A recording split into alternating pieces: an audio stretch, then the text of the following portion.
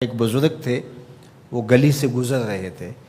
ایک شرابی کو دیکھا کہ وہ گندی نالی پر پڑا تھا، نشے میں دھت، حالت غیر ہوئی ہے۔ انسانی ناطے اس پر ترس آیا، اس کو وہاں سے اٹھایا، اس کا منہ دھویا اور اس کے گھر چھوڑ آئے۔ خیرات ہوئی، سحری کے وقت، تہجد کے وقت وہ مسجد میں گئے، وہ بزرگ جیسا ان کی عادت تھی، تو دیکھا کہ ان سے پہلے آج کوئی شخص تہجد کے مصلی پہ بیٹھا ہے اور نوافل ادا کر رہا ہے۔ بڑی حیرت ہوئی، دیکھا تو یہ وہی شخص تھا جس کو آج دوپہر کو گندی نالی سے اٹھا کر کے اس کا منہ دھو کر کے ان کے گھر چھوڑ کے آئے تھے۔ تو حیرت سے کہا، بار الہ تیری قدرتوں کے رنگ، یہ آج ہی تو میں نے شراب خانے سے باہر گندی نالی پہ پڑا ہوا دیکھا۔ ہاتف سے آواز آئی، میرے بندے تو نے اس کا منہ دھو دیا تھا، میں نے اس کا دل دھو دیا۔ تو جب کوئی شخص اپنا منہ دھوتا ہے، اپنے ہاتھ دھوتا ہے، تو اللہ اس کے گناہ دھو ڈالتا ہے۔ تو یہ نصف الایمان ہے، یہ آدھا ایمان ہے۔ ہمارے دین نے ہمیں صفائی کا، ستھرائی کا، پاکیزگی کا، عفت کا، پاک دامنی کا حکم دیا ہے۔ اگر آپ مجھ سے پوچھیں کہ اسلام کا دوسرا نام کیا ہے، تو میں کہوں گا اسلام کا دوسرا نام دین طہارت ہے۔ علماء نے لکھا کہ ایک طہارت معنوی ہوتی ہے، ایک طہارت حسی ہوتی ہے۔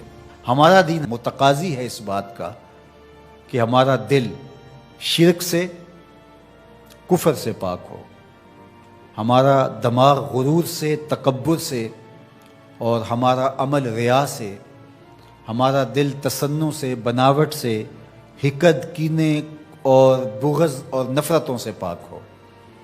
مانوی نجاست سے ہم اپنے آپ کو پاک کریں۔ اسی طرح ہم ہر طرح کے حدث سے اپنے آپ کو پاک کریں، حد سے اصغر ہو یا حد سے اکبر ہو۔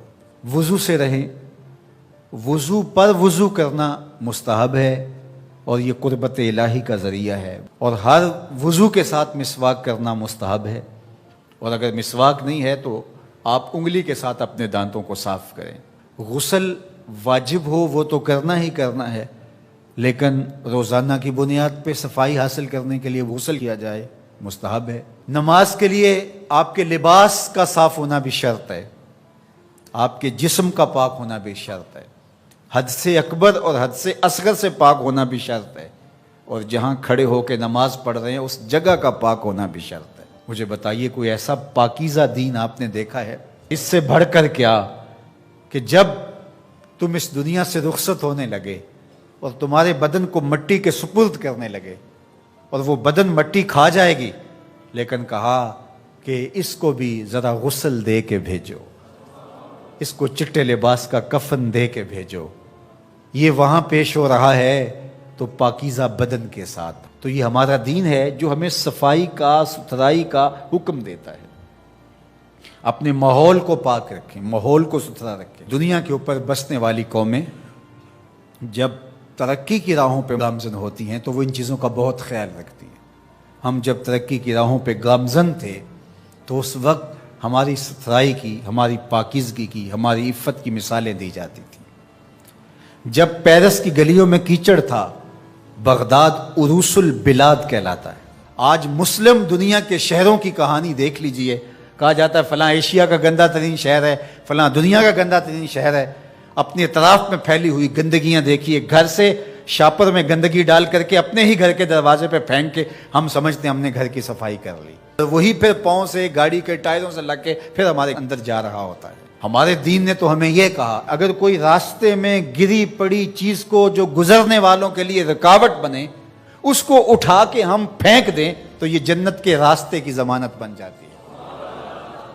اور ہم نے 8 فٹ کی گلی میں 3 فٹ کی تھڑی پکی ڈال دی، ہم نے جنریٹر باہر لگا دیا، ہم نے گھر کی موٹر باہر لگا دی۔ اگر ہمارے گھر کے پاس کوئی خالی پلاٹ موجود ہے تو وہ گندگی کا ڈھیر بن گیا ہے۔ گھروں کے اندر ہزاروں اخراجات ہیں لوگوں کے، 20، 25، 30 ہزار روپیہ ماہانہ خرچہ تو عام گھر کا ہے، لیکن جو عمرہ ہیں 2، 4 لاکھ روپے اب ان کا ماہانہ خرچہ ہے۔ تو جہاں اتنا خرچہ ہر بندہ اپنے گھر میں کر رہا ہے، تو صرف 1 ہزار روپیہ ڈال کر کے اپنی گلی کی صفائی کا اہتمام نہیں کر سکتا؟ اپنے چھوٹے سے محلے کی صفائی کا اہتمام نہیں کر سکتا؟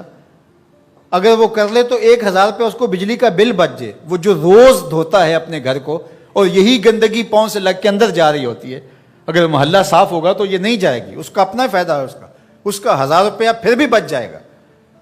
لیکن ہم اس کو کرنے کے لیے تیار نہیں. اپنے گھر کو صاف کر لیا اور باہر گندگی ڈال دی، اور دوسرے نے بھی اپنے گھر کو صاف کر لیا، باہر گندگی ڈال دی.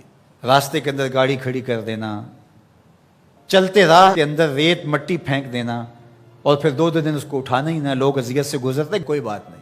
کس طرح کا معاشرہ بن گیا ہوا ہے؟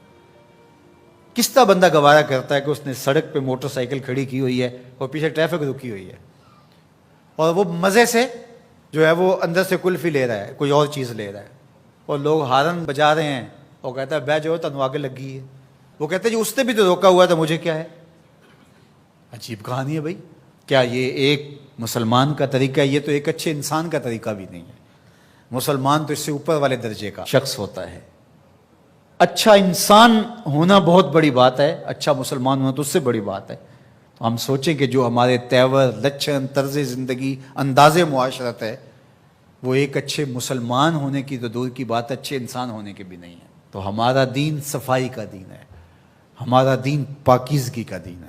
ماحول کی پاکیزگی سے لے کر ذات کی پاکیزگی تک، ظاہری پاکیزگی سے لے کے باطنی پاکیزگی تک، خیالوں کی پاکیزگی سے لے کے سوچوں کی پاکیزگی تک، طرز زندگی کی پاکیزگی سے لے کر انداز معاشرت کی پاکیزگی تک، ایک صالح، پاکیزہ، خوبصورت اور ستھرا معاشرہ تشکیل دینے کے لیے مجھے اور آپ کو کردار ادا کرنا چاہیے، اور ہمیں اپنے حصے کا کام کرنا چاہیے. چیزوں میں ترتب ہو، خوبصورتی ہو، نظم ہو، اور کسی کے لیے قذر کا، تکلیف کا، نقصان کا، پریشانی کا سبب اور ذریعہ نہ بنے.